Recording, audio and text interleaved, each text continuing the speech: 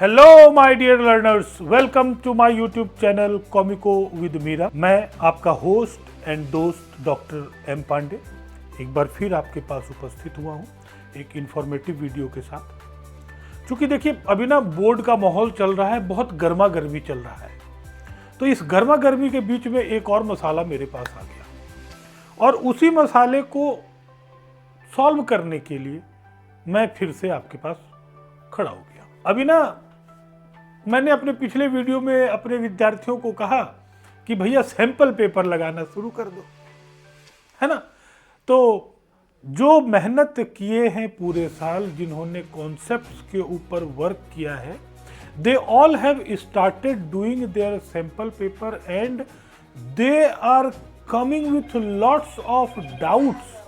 तो मैंने ना जो हमारे साल भर बच्चों ने मेहनत किया, जिनके पास कॉन्सेप्ट्स बहुत बढ़िया तगड़े तरीके से सेट हैं, उन लोगों ने सैंपल पेपर करना शुरू कर दिया और भर भर के डाउट्स लेकर आ रहे हैं, और वो भी डाउट्स इतने माइनर कि मैं आपको क्या बताऊं। और पता है, यही जो माइनर डाउट्स है ना, आपके बड़े बड़े सवालों में नंबर खा जाते। You know everything, you know the exact answer, but that small doubt on the topic makes your preparation ineffective। और फिर बोलते हैं सर मैंने तो बहुत अच्छा किया था, नंबर नहीं आया। देखिए पहला ही बेनिफिट आ गया ना आपको कि जैसे ही आप सैंपल पेपर सॉल्व करना शुरू करेंगे, आपके अंदर की जो कमियां हैं वो उजागर होती रहेंगी और हम उसे चरण दर चरण, स्टेप बाय स्टेप रिमूव करते रहे। तो है ना सैंपल पेपर सॉल्व करना जरूरी और फायदेमंद। देखिए ये वीडियो उनके लिए नहीं है जो कि सीरियस मोड पे प्रिपरेशन तैयार कर, जिनका अपने सेशन के बिगिनिंग से तैयारी एकदम पुख्ता तरीके से चल रही है। मेनली आज मेरा आपके सामने आने का जो पर्पस है ना, वो कुछ ऐसे तत्वों के लिए है। देखिए अपना जिक्र सुनकर अब मुस्कुरा भी रहे हैं ये दैत्य। इनका जो प्रॉब्लम है वो ये है कि साल भर ये पढ़ाई किए नहीं, पढ़ाई के नाम पे ये मतलब धोखा तो दे रहे थे, इनको लगा कि ये सर को धोखा दे रहे हैं, अपने पेरेंट्स को धोखा दे रहे हैं, लेकिन अल्टीमेटली ये खुद को ही धोखा दे रहे थे।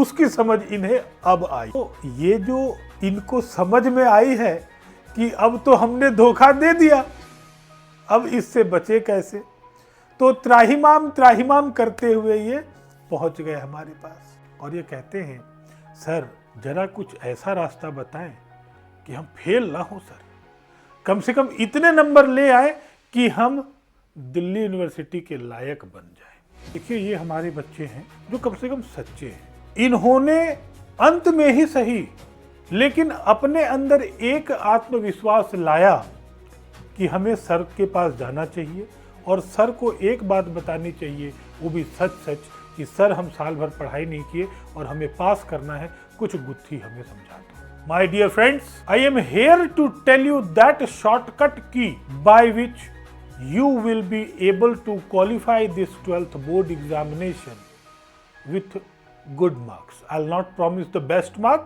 but the good marks. You have to stay into the video till the end, because at the end of the video I'm going to discuss that tip and trick of this 11th hour preparation which will bring fruit for me. I just wanted to tell you one thing, that if you will follow this, you will definitely get good marks into your examination. So I begin my discussion with the blueprint of your syllabus.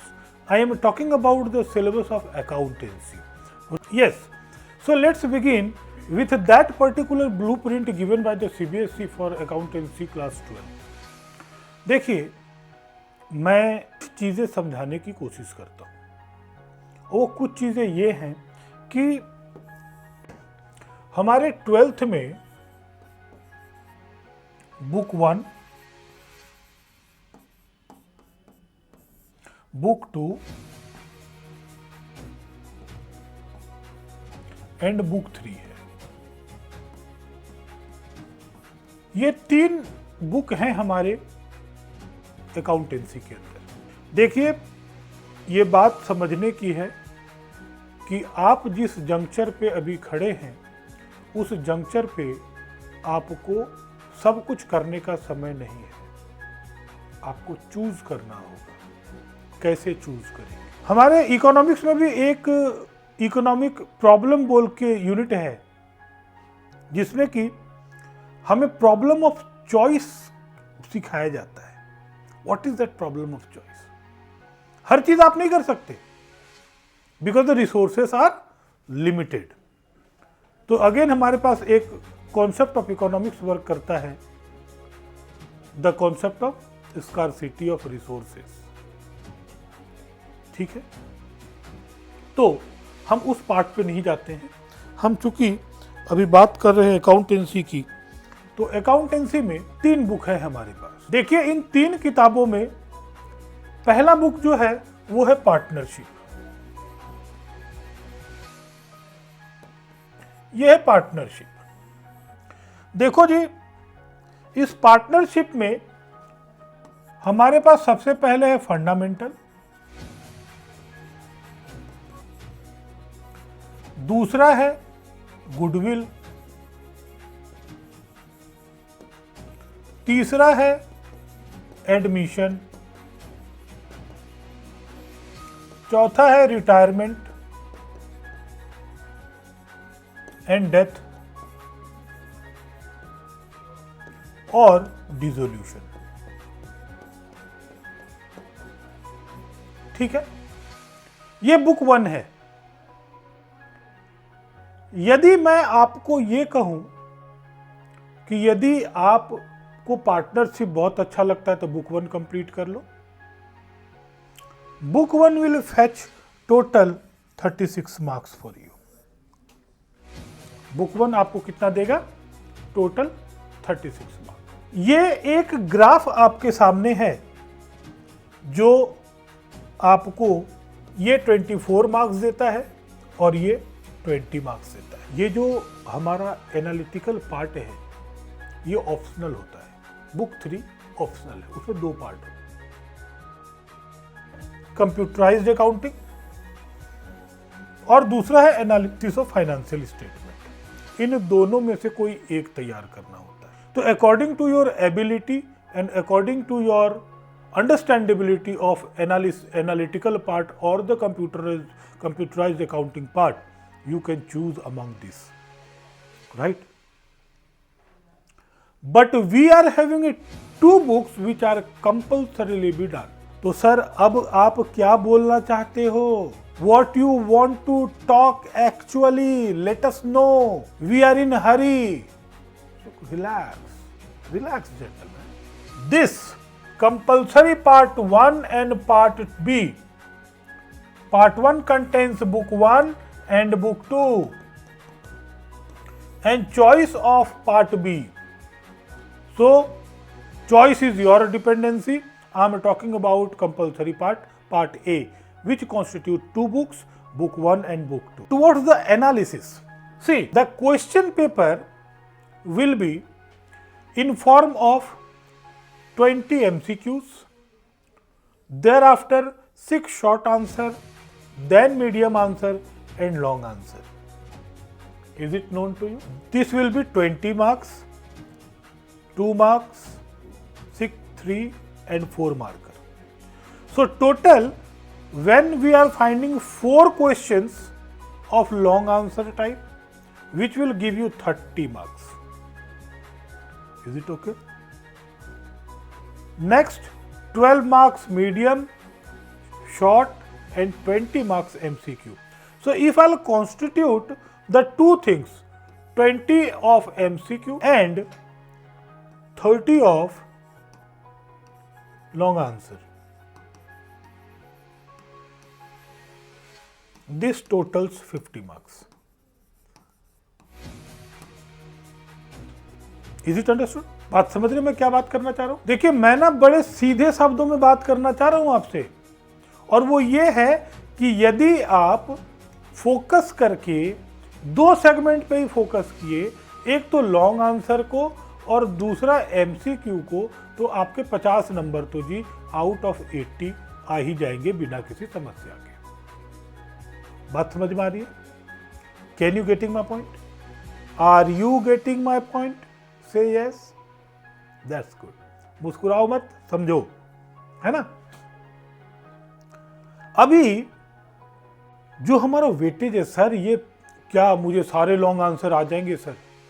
क्या मैं सारे MCQ सही कर पाऊंगा sir? 50 number कैसे आएंगे sir? Relax, एकदम आएंगे। कहां फोकस करना है ये मैं आपको बताऊं। यहां तक चीजें क्लियर है ना?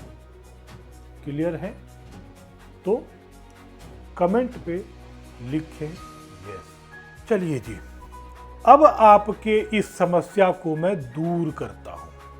कैसे दूर करता हूं?